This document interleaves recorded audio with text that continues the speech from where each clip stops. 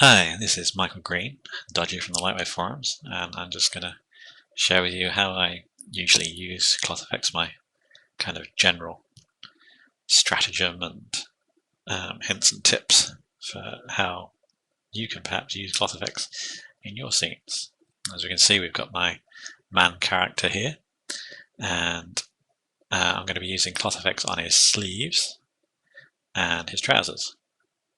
Now, if we just move it around at the moment, you can see the clothes are being deformed using bones. If I just go to properties, I'm using the bones from object man main, which is the main character, and you can see it's giving kind of a deformation. You're getting some bits going through and stuff, but it's not really flopping about like cloth might. So let's have a look at how I'm going to do this. If we go to Modeler, I've got my man mesh here and my musketeer outfit. Now if we have a look at my man mesh first, I don't want to use him as the collision object for a start, because he's got all these polygons in his fingers, in his face, in his eyelashes, and quite a lot of polygons that aren't really going to be useful for collision with the stuff. So what I do is I have a part selection, which is collision, and I just select that. And you can see it's got all the bits that I use for collision in it. So it's not got the hands, it's not got the head, it's not got the eyes, any of that stuff. That way I can just copy and paste it into my musketeer. And you can see here is the collision object. So that's my first layer of my clothing object. That way it always stays with the clothes, and I can always use it for anywhere where I'm using the clothes, and I'll always have it, which is handy. The next layer I have is a very reduced kind of uniform group of polygons that basically represent the sleeves and the trousers. This is what you'll actually be doing your ClothFX simulation on. So that's the object that's going to have ClothFX applied to it. The next layer, I've got my high polygon textured-y, rendered version of the cloth that I'm going to be using. Sometimes I'll start with just building the low res version and then take that into the second layer and then modify it, as you can see here, with these cuts and things in it. Or sometimes I'll just build the high polygon version straight off and then create a more generic sort of uniform polygon mesh, which I might use, say, background conform to, or the new function in here, if I can just find it. There's like a fit to background heat shrink. The new heat shrink function is good for this. It'll basically shrink your objects onto your foreground objects, so you have the objects here, and then you just shrink them down so you get the rough approximation. It's only there to be a rough guide, and because it's a separate object and you're only concentrating on it for the ClothFX rather than using your high polygon object, you can put extra cuts in if an area isn't behaving properly, or you can reduce an area of polygons, and it basically is a lot easier to faff around with to change how the polygons affect the collision. On the fourth layer, I've got my object that is just driven by bones. So this is very close fitting objects, like the cuffs, the jerk, the sort of tunic, and the boots. So those are only driven by bones. Weight maps. I'm going to change to sort of dynamic. This is my dynamic weight map. So weight shade. You can see here I've got weight maps set for everything that's going to be dynamic. This is more for bullet because it uses sort of a weight map which is greater than 1 or less than or greater than 0, sorry, for things that are dynamic.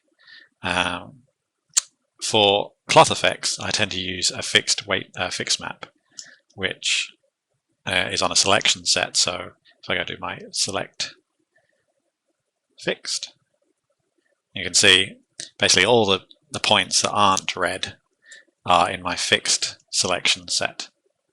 I'm not sure why NewTek decided to go the other way around for bullet. It would have been nice if they'd both basically been the same kind of thing, but so you won't have to faff about changing it to weight maps and things if you've already got things set up, but there you go. So I've got my fixed weight map selection sets there.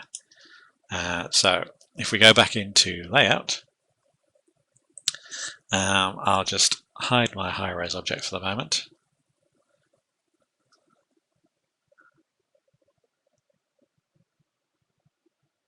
Helps if I actually have it selected. There we go. And unhide my low-res object. You can see, there we go. So that's using the bones from the object as well.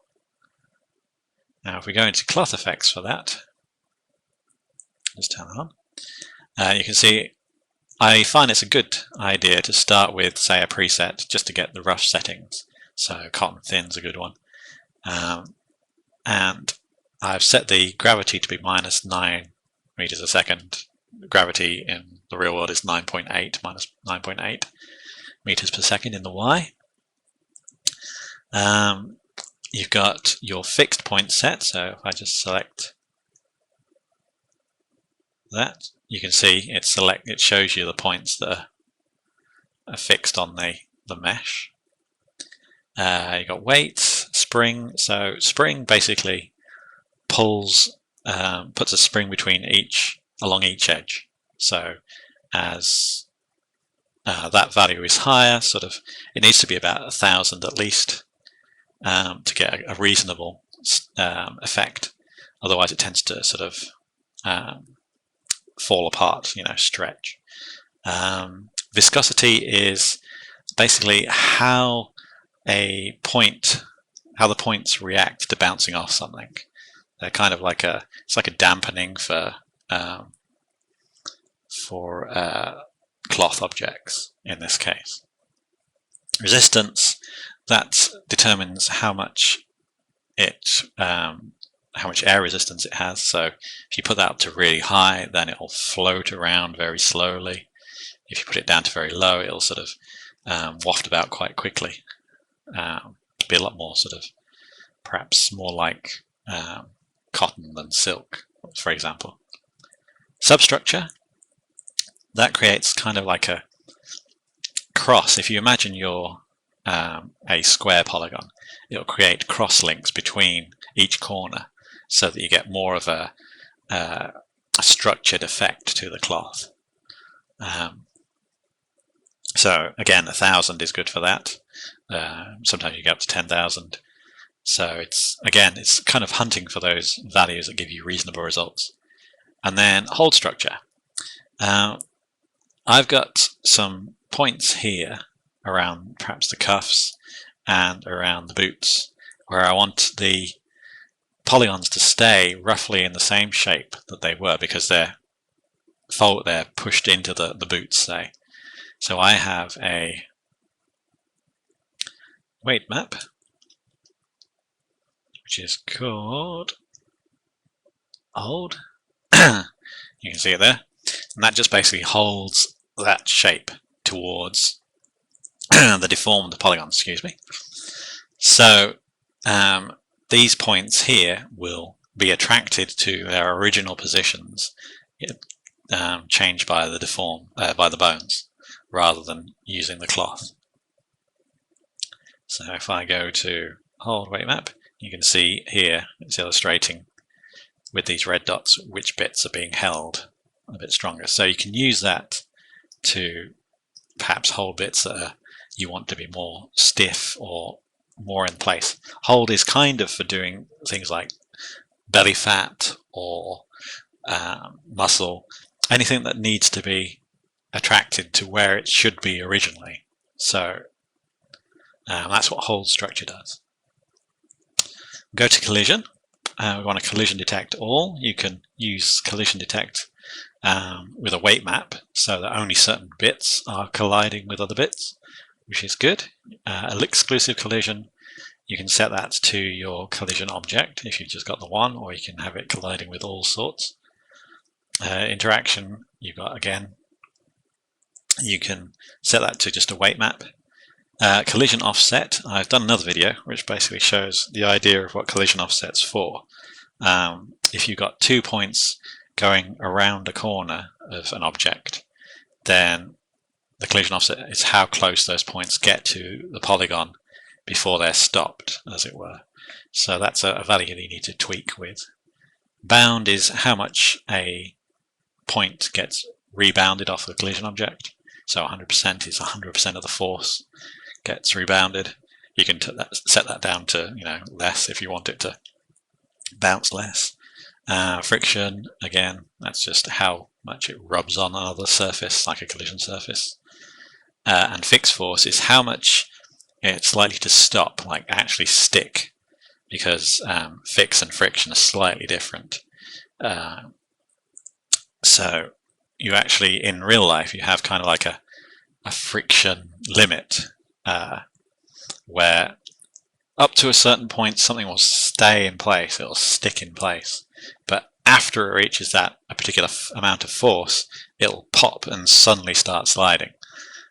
So fixed force kind of emulates that, and then after that point it uses friction to rub the one surface over the other, so slow down that surface over the other. Advanced resistor mode is more for flags and things that have air resistance in one particular direction. We have compressed stress. Now that controls how much the points can fold in on each other. I might do a separate video just showing you you can do sort of deflated beach balls with that by sticking up really high, like 10,000. You can get it to just deform but without collapsing. Stretch limit, that limits how far points can stretch apart. That kind of works together with the substructure and the whole structure a bit, and the spring. I haven't got it set to anything at the moment. And polygon size you can use to shrink an object to be tighter around its sort of collision object. This is really good for things like stretchy skirts or other kind of materials like that, where the object shrinks onto another surface. And fiber effect, again, is for sort of curtains or flags. You can give a particular axis down which it will be stronger or sort of more stable, whatever.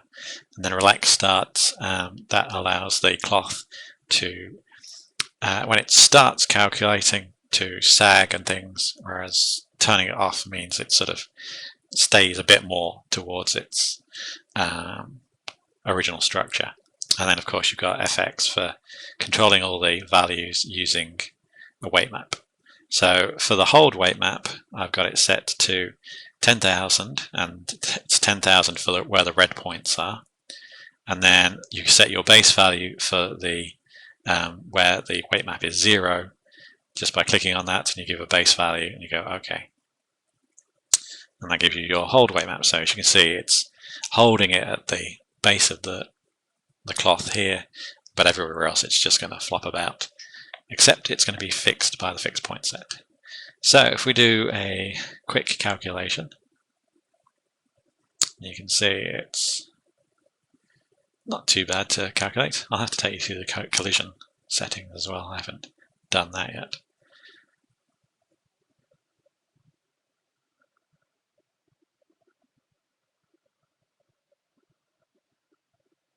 You can see it's sort of deforming to the object.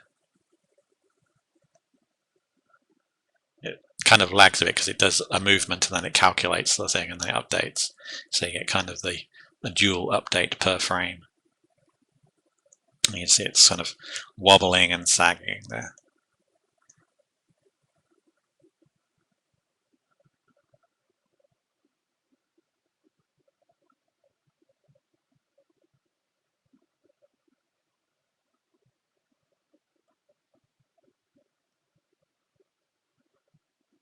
Okay, so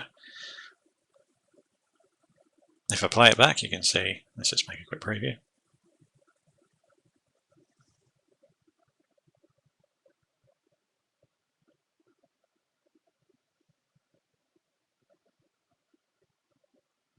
You can see it's wobbling and acting like cloth and shaking about and stuff, and folding and things. Okay, so let's just have a quick look at the collision object. So if I select it, at the moment it's hidden, but if we click on FX collision, I've got it set to type object subdivided. Now that basically means it uses the subpatch level for the collision object. So if I set it to 0, it'll be the absolutely just base mesh. I like to have it sort of follow the object of the sort of the man mesh. So putting it to 1 gives you a decent collision mesh, and everything is tried, of course, turned into triangles, so it gives better collision than just quads. You can sort of, if you want to, you could increase the subpatch level to give even more detailed collision. But I think it's okay as 1 for this character. And as you can see, it doesn't sort of do anything until you press calculate. Once you press calculate, then you'll see that follow the base mesh. Again, I've got that set to use bones from main man. But I've also got some deformers on the main man. So I've got effector, which uses effectors to hold the the shoulder inflated, as it were, so it doesn't compress and fold on itself. So make sure you've copied your deformers onto your collision mesh so they get replicated as well when he's animating. So that's another reason why it's a good idea to just copy and paste the polygons from your man into your collision object, apart from the bits that you don't need, because that'll keep all the weight maps and all those other bits and pieces that are affected by it as well. So let's have a look at the collision again. I've got it set to radius level 0, so that means the points will use their own collision offset to determine how close they get before they collide. So I just set it to 0 so that I can just set it in the 1 panel, which is the ClothFX panel, to control how close this cloth object gets to its collision object. Bounce bind power. ClothFX uses a bit of a weird value for sort of how bouncy stuff is, or sort of the effects tools do. 200% is quite bouncy, 100% is don't bounce at all, just collide pretty much. So I've set it at about 120 just to give a little bit of bounce as it lands, so the cloth lands. Friction power, again 50 to sort of stop things sliding about. Fixed power, 50 to stop things sliding about. Roughness is more for particles, so when particles hit your collision object, they'll bounce off in different ways and scatter. And then probability is how probable every single point is likely to hit. So if you have that set to less than 100%, some of the points might go through your collision object. You can also set a group for your collision object and your cloth object so that you don't have lots of things interacting with them. You might just want your cloth object affected by your collision object for your man and not affected by anything else like wind or whatever. So that's that. And as you can see, it's wobbling around pretty good. You can see a few points where the base mesh is going to come through. But we won't worry about that just yet. So we've got the bounciness that we want. Now if we have a quick look at the structure of this scene, you can see I've got my man all, that's a null object, which everything's parented to, all these goals and hands and things, hand goals and foot goals and things, and his eye target. And then I've got my man main, which is the actual deforming man guy. And then parented to that, I've got my knee goals, my bum handle. I've got my bone collision object, so that as he moves around, the bone collision, not bone collision object, the tunic and the boots and the cuffs will move around with him. If you just use skeleton, bones from, then it'll deform, but it won't move around with him. Similarly for collision, the collision's parented to the man main, so that follows him around. It's hidden, so you don't see it, but it will obviously take into account that when the calculations are being done, as long as CollisionFX is turned on in that. And then you've got your